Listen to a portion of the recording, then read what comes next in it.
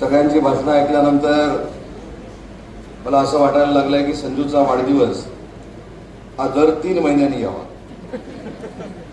याचं कारण प्रत्येक जण स्वतःच्या मनातलं जे आहे ते या ठिकाणी बोलत होतं आणि ते सगळं पत्रकारांना मिळत होतं. त्यामुळे संजू, तुझा वाढदिवस आता दर 3 महिन्यांनी आपण साजरा करू, म्हणजे प्रत्येकाचं मन मोकळं करण्याची संधी देखील तुझ्या वाढदिवसाच्या निमित्तानं मिळेल. पण आज संजूसाठी मी एवढ्यासाठीच आलो की या भागातले शिवसेनेचे जिल्हा प्रमुख आहेत, माजी नगराध्यक्ष आहेत, आणि निलेशजी, तुम्ही भाग्यवान आहात की संजू सारखा सहकारी हा गेली कित्येक वर्ष तुमच्या सोबत आहे. आणि आम्ही आता भाग्यवान झालो की तुमच्यामुळे संजू आमच्या सोबत आला आणि आम्हाला देखील तो सहकारी म्हणून लागला. कारण मी देखील पक्षाच्या चळवळीतच लहानाचा मोठा झालो, संघटन करता करता राज्याचा उद्योगमंत्री झालो. कुठचंही संघटनेचं काम संजू परबना जर सांगितलं तर त्यांच्या कधीच समोरून नाही असं हे उत्तर येत नाही. कुठचंही काम सांगा, आढाळीचं काम सांगा, सावंतवाडीतलं काम सांगा. मध्ये तर मी एकदा कणकवलीचं देखील त्यांना काम सांगितलं होतं. त्यावेळी त्यांचा पिंड हा कार्यकर्ता आहे, त्यांचा पिंड हा शिवसैनिक आहे. आणि म्हणून भाईंच्या भाषणात आपण ऐकलं असेल की विकास कामाची ताकद भाईंच्या माध्यमातून जी मतदारसंघाला मिळते ती जर कॅरी फॉरवर्ड केली तर लोकच तुम्हाला स्वीकारतील, असं भाईंनीच तुम्हाला सांगितलं. त्यामध्ये बाकीची चर्चा करण्याची काय आवश्यकता नाही. आणि भाई, मी मगाशी बघितलं, दत्ता सामंत असं म्हणाले की तुम्ही आल्यानंतर संजू परब तुम्हाला वाकून नमस्कार त्यांनी केला. तर ते आतापासूनच असं दाखवण्याचा प्रयत्न करतायत मी दीपक केसरकर साहेबांसारखंच वागतोय, दीपक केसरकर साहेबांसारखंच वागतोय. त्याच्यामुळे संजू पावलावर पाऊल टाकत असताना मला असं वाटतं की दीपक भाईंचं आजचं मार्गदर्शन आपल्या सगळ्यांसाठी अतिशय महत्वाचं आहे. पण सावंत साहेबांचा देखील आवाज आम्ही बघितला. भाजपाच्या व्यासपीठावर जाऊन मनीषला देखील तुम्ही आमदार व्हा म्हणून सांगता आणि शिवसेनेच्या व्यासपीठावर संजूला देखील आमदार व्हा म्हणून सांगता. पण नक्की या दोन विचारांनी करायचं काय त्यांच्या समोरचा प्रश्न निर्माण झालेला आहे. त्यांना तरी इकडे यावं लागेल ना, ह्यांना तरी तिकडे जावं लागेल. पण हा मतदारसंघ शिवसेनेचा आहे. त्याच्यामुळे दत्ता सामंत साहेब मगाशी म्हणाले की ते निलेश राणे साहेबांच्या मागे ठामपणाने उभे राहणार आहेत. मला मनापासून आनंद झाला दत्ता सामंत साहेब की असे कार्यकर्ते, असे पदाधिकारी जे निस्वार्थपणे आपल्या आमदाराच्या मागे, आपल्या नेत्या मागे आणि आपल्या पक्षाच्या मागे उभे राहतात, त्या पक्षाला त्या जिल्ह्यामध्ये काहीच कमी पडणार नाही हा संकेत देखील या कार्यक्रमाच्या निमित्तानं दत्ता सामंत साहेबांनी दिला. आणि दत्ता सामंत साहेब म्हणाले की त्यांना काहीच नको, पण निलेशजी साक्षीदार आहेत. मग असे एक प्रपोजल सचिन वालावलकरनं तुमच्या साक्षीनं मला आणलं. मी सांगितलं की नाही त्यांना अध्यक्ष करून टाका म्हणून. पुढचं ते सांगू नका, पण मी सांगितलं. त्याच्यामुळे दत्ता सामंत साहेबांवर देखील अन्याय होणार नाही यासाठी मी आणि सचिन वालावलकर साहेब देखील प्रयत्न करतोय आणि त्याच्यातनं देखील काहीतरी चांगलं घडेल असं मला.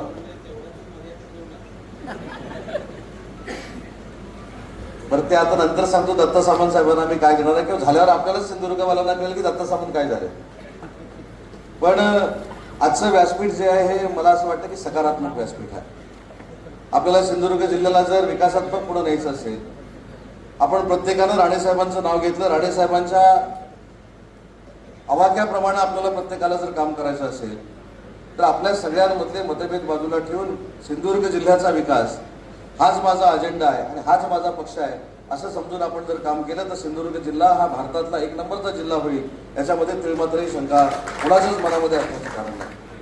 फक्त शेवटी आपण संजूच्या वाढदिवसाच्या निमित्तानं संकल्प केला पाहिजे. संजूचा वाढदिवस एवढा गाजला आहे की काल 5चा MOU झाला. आता बाईंनी सांगितलं की मल्टी स्पेशालिटी हॉस्पिटलचा मुहूर्त देखील आजचा आज लाभला. आणि इथं बसलेला असताना माझ्या हातात संजू योगायोगानं चिठ्ठी आली की ज्याचा उल्लेख भाईंनी इथं केला आणि राजन तेली साहेबांनी इंडस्ट्रीची मागणी केली. म्हणजे संजूच्या वाढदिवसात जर एवढी ताकद असेल तर पुढं काय होणार आहे मला माहित नाही. मला आत्ताच असा कागद आला की दावोसला आम्ही हिलिओस सेल्टर प्रायव्हेट लिमिटेड बरोबर जो MOU केलेला होता 4000 कोटीचा, त्या कंपनीनं अडाळीमध्ये प्रकल्प आणण्याचा निर्णय घेतलेला आहे. हा देखील एक विलक्षण योगायोग आहे. त्याच्यामुळे सगळं चांगलं घडतंय आणि ते चांगलं घडत राहावं म्हणून आता संजू परब साहेबांनी काम केलं पाहिजे. शेवटी राजकारणामध्ये आमदार व्हायचं, मंत्री व्हायचं हे कोणाच्या हातामध्ये नसतं. जसं नेत्याची कृपादृष्टी लागते तशी नशिबामध्ये देखील लागते.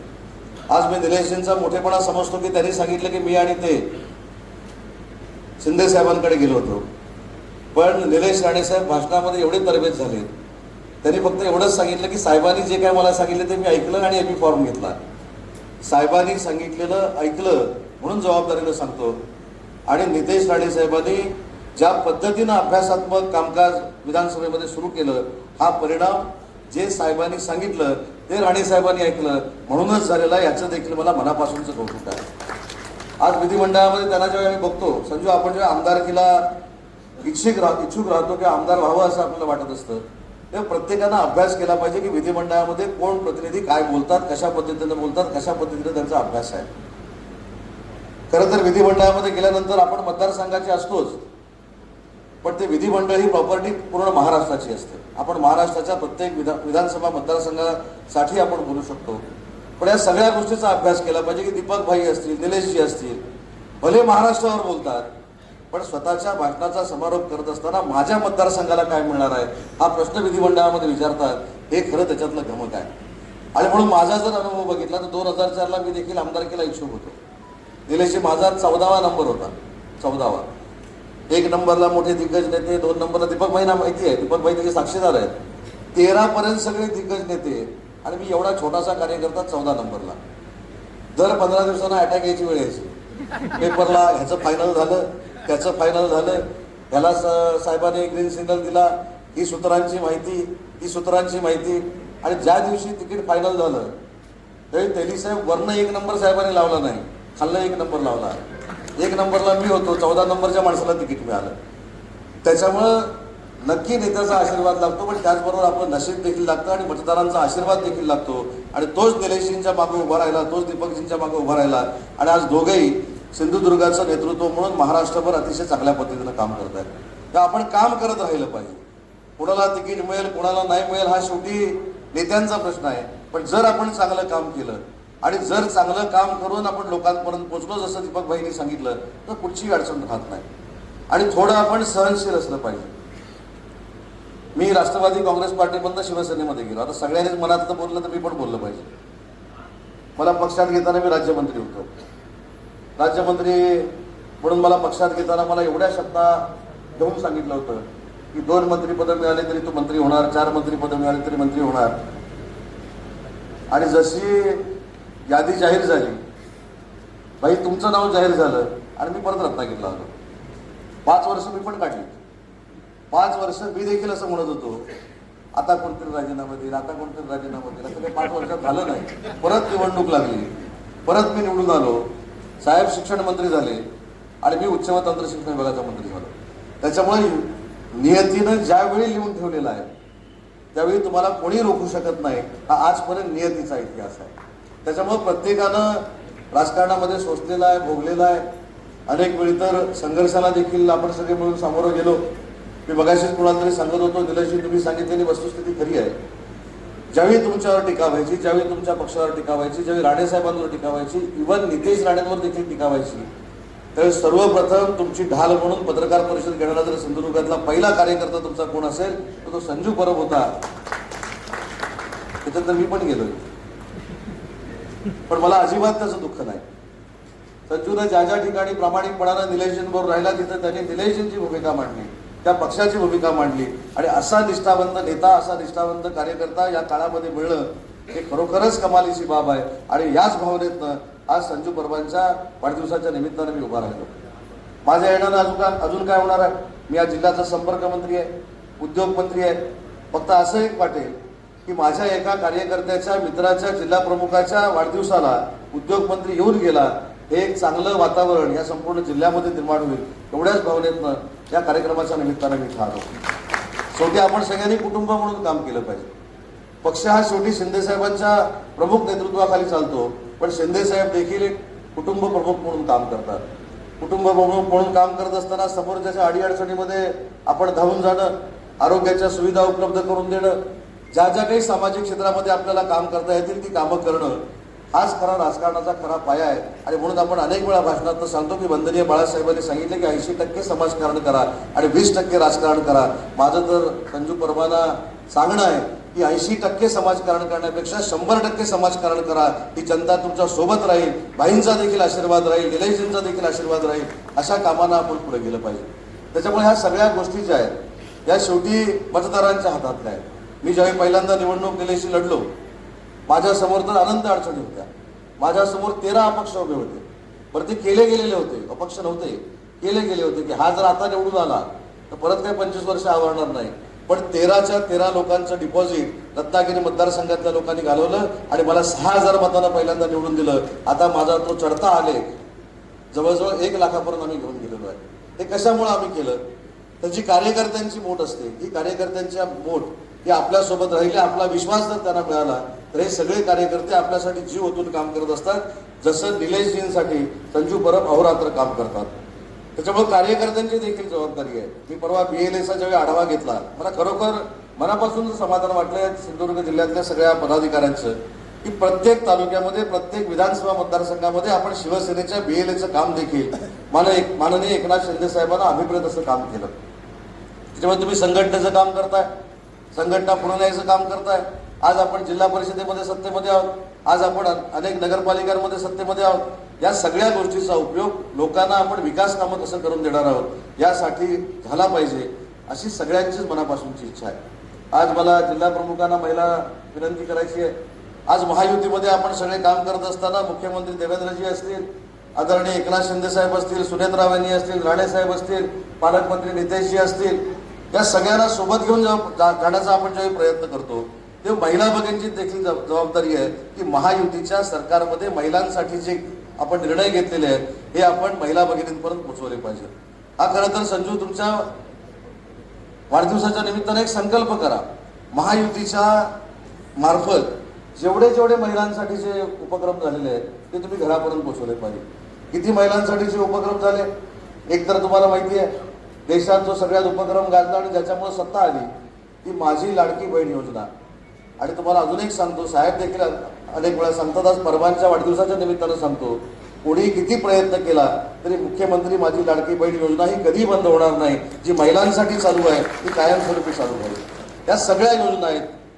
लखपती दिदी योजना आहे, ग्रामीण भागातल्या महिलांना 50% ST प्रवास मोफतची योजना आहे, कामगारांच्या योजना आहेत, कामगार महिलांच्या योजना आहेत. या सगळ्या योजना या जर आपण प्रामाणिकपणानं मतदारसंघाच्या कानाकोपऱ्यामध्ये पोहोचवल्या तर शेवटी मतदारसंघामधूनच आवाज येतो की जो माझं काम करतोय, जो माझ्या मागं उभा राहतोय, जो मला आशीर्वाद देतोय, जो मला सहकार्य करतोय आणि जो माझी जबाबदारी स्वीकारतोय तोच या मतदारसंघाचा आमदार झाला पाहिजे, हा जनतेतनं आवाज येतो. आज तर सगळ्या व्यासपीठावरच्या मंडळींनी सांगितलं.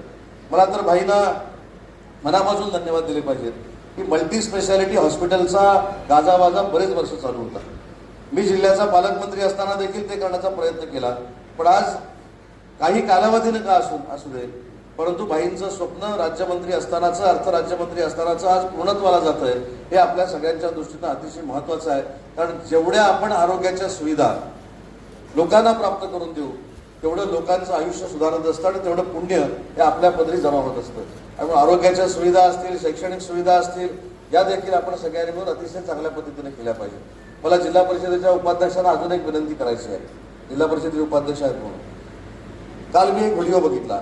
आज आपण काही संकल्प करूया आणि त्या संकल्पाची पूर्ती आज संजू परबचा वाढदिवस हे आपण निमित्त मात्र धरू, पण संघटनेचं काम म्हणून उपाध्यक्ष म्हणून एक मोहीम तुम्ही सुरू करा. शिक्षण सभापती देखील आहेत. आपल्याकडनं जो पोषण आहार दिला जातो ती बनवण्याची जी ठिकाणं आहेत ती पुढच्या 6 महिन्यामध्ये आम्ही चकाचक करू, 3 महिन्यामध्ये आम्ही चकाचक करू. हा संकल्प तुम्ही हातामध्ये घेण्याची गरज आहे. कारण याच्यावरचं भविष्यात राजकारण घडू शकतं हे मी तुम्हाला आज प्रामाणिकपणानं सांगतो. त्याच्यामुळं मुलांचे कार्यक्रम असतील, मुलांना शैक्षणिक ज्ञान देण्याचे उपक्रम असतील, हे पक्षाच्या माध्यमातून आणि अशा कार्यक्रमातून आपण पुढे आणले पाहिजेत आणि ते संघटनेच्या मार्फत आपण आणाल याची खात्री या कार्यक्रमाच्या निमित्तानं मी बाळगतो. आज मोठ्या संख्येनं आपण उभं राहिला म्हणजे आज हॉल कमी पडतोय. या बाजूला देखील शेकडो लोक उभी आहेत, बाहेर देखील शेकडो लोक उभी आहेत. त्याच्यावरनं संजूवर आपलं असलेलं प्रेम आम्हाला देखील सगळ्यांना बघायला मिळालं. त्याच्यामुळे हे असंच प्रेम वृद्धिंगत जर व्हायचं असेल तर पुढच्या वाढदिवसामध्ये अजून काहीतरी नाविन्यपूर्ण उपक्रम संजू परबांच्या माध्यमातून, शिवसेनेच्या माध्यमातून राबवले गेले पाहिजे. एक अडाळीचं उदाहरण सांगतो. एक काहीतरी गोल्फ कोर्स काहीतरी होणार होतं आणि तिथं काहीतरी आंदोलनाचा विषय झाला होता भाईंनी माझ्याशी चर्चा केली, भाईंनी संजूशी चर्चा केली. पुढच्या एका दिवसात तो प्रश्न काहीतरी मिटला होता. आणि म्हणून तुमच्या सगळ्यांच्या मागणीनुसार अडाळीला जे काही स्पोर्ट्स कॉम्प्लेक्स करण्याचा प्रयत्न होता ते देखील आम्ही रद्द केलेला आहे. भाईंनी सांगितलं तसं 47 जे उद्योजक होते त्या सगळ्या उद्योजकांना पुन्हा एकदा जागा द्यायचा आपण निर्णय घेतलेला आहे. त्या 47 उद्योजकांमार्फत देखील जवळजवळ 1000चा रोजगार हा अडाळीमध्ये निर्माण होणार आहे. आणि जो सोलार प्लांट त्या ठिकाणी येणार आहे, सोलार पॅनल बनवण्याचा प्लांट ठिकाणी येणार आहे, त्या ठिकाणी जवळजवळ 1200 ते 1500 मुलं मुली कामाला तिथे लागणार आहेत. त्याच्यामुळं आज कदाचित उशिरा का होईना पण अडाळीमध्ये उद्योजक यायला सुरुवात होत आहे. गोवा आणि महाराष्ट्राच्या बॉर्डरवर असलेली अडाळी ही MIDC आहे. भविष्यामध्ये अडाळीचा विस्तार करायची जर वेळ आली, अडाळीला ऍडिशनल अडाळी म्हणून जर MIDC करायची वेळ आली उद्योजक आल्यानंतर, तरी साहेब ते देखील आज मी सांगतो की ती देखील MIDC ऍडिशनल जर आपल्याला पाहिजे असेल तर ती देखील आपण उद्योग विभागामार्फत करू. त्याच्यासाठी देखील 1 रुपया आम्ही कमी पडू देणार नाही. कारण शेवटी आपल्याला सिंधुदुर्गातल्या लोकांना गोव्याला न पाठवता आपल्या जिल्ह्यामध्ये रोजगार द्यायचा आहे. मग तो पर्यटनाच्या माध्यमातून असेल, हॉटेलिंगच्या माध्यमातून असेल किंवा माझ्या उद्योग विभागाच्या मार्फत असेल, आपल्याला ती मुलं आपल्याकडेच ठेवायची आहेत. या उद्देशानं भविष्यात आपण सगळे एकत्रपणानं काम करूया एवढी सदिच्छा या ठिकाणी व्यक्त करतो. पुन्हा एकदा संजूला वाढदिवसाच्या मनापासून शुभेच्छा देतो. मी 4 वेळा संजू परबना विचारलं की तुमचं वय किती, 4 वेळा, पण 4ही प्रश्नाला उत्तर देत असताना त्याने ते उत्तर तर दिलंच नाही. ते भाषण असं कान लावून एकदा तसा एकदा केलं, एकदा विचारल्यावर मागं काहीतरी बघितलं, म्हटलं ठीक आहे. तिसऱ्यांदा परत विचारलं तेव्हा दुसऱ्याला कोणाला तरी बोलून पाणी मागितलं. चौथ्यांदा म्हटलं ह्यांना काय स्वतःचं वय सांगायचं नाही. त्याच्यामधनं विचारलेलं बरं, पण भाई असं म्हणाले की तुम्ही 18 वर्षाला लहान आहात, त्यामुळे तुमचं वय मला कळलेलं, एवढं फक्त लक्षात ठेवा.